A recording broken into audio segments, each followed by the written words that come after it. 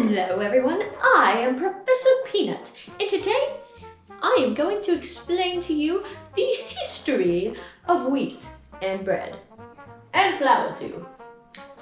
This here, what you see behind me, is a grain. I know it doesn't really look like a grain because it's all colorful and whatnot, but it's supposed to be a grain.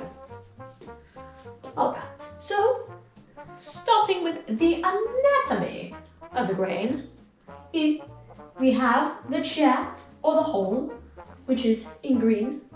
That's the stuff that falls off when you beat the wheat. Yes, indeed. Then we have our bran, which is kind of like the skin on the wheat, and it protects it from any moisture or any bad things in the air. And then we have the endosperm. Yes, that is the filler. It's where you get the white in the flour from. And this blue part down here is the germ, where when you put the seed in the ground, it sprouts. So that's all the parts of the grain. That is what it is, grain. The bran and the germ are very, very nutritious, while the endosperm has some nutrients, but it's more just, to fill you up. This, my friends, is flour. It is the white powdery stuff that you use in your cookies, your brownies, your bread, and a lot of other things that you eat. It is a very delicious substance that comes from milling the grain.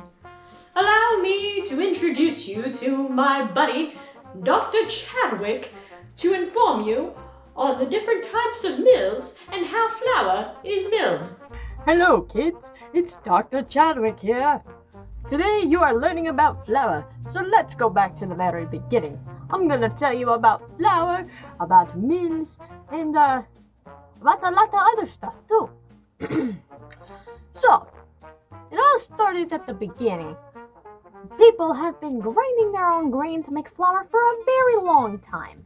Our earliest records date back to ancient Egypt, when people would use a stone mortar, which is like a stone bowl with a stone handle, and you go. So that's how people used to make flour back in the day. Eventually, people came up with the idea of millstones, which is like a stone right here and a stone right here, and it goes with a donkey or an oxy or a horsey turning it. That's pretty cool, right? So people used these for many, many years. And until people came up with the idea of water mills and windmills, which is still a millstone, but powered by water or by a windmill, which I know you all know what windmills are. Alrighty. Then, after that, there came the steel roller, invented in 1878. And so, therefore, this got the flour produced much faster, and they started sifting the flour to make it more fluffy and to make it not rot, because without sifting it, it would go bad on the shelf. And so, therefore, there came that.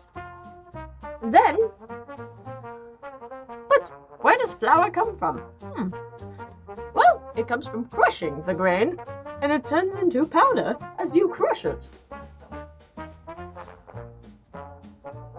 Back in the day, it was very less common for people to have white flour, which we all have nowadays.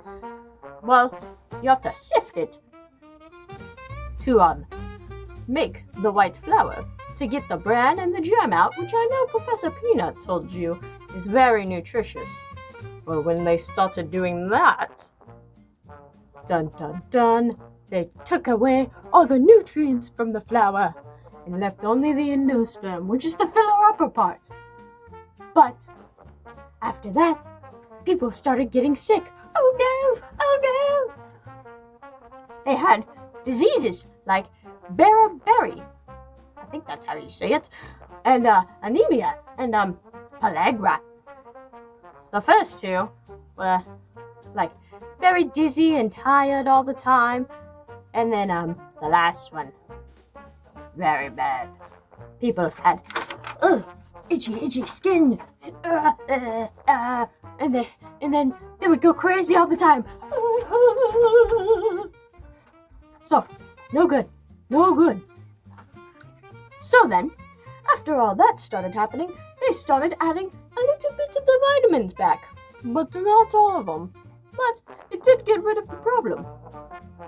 But grinding your own grain gives you all of the nutrients that you need for your body to grow big and healthy and strong.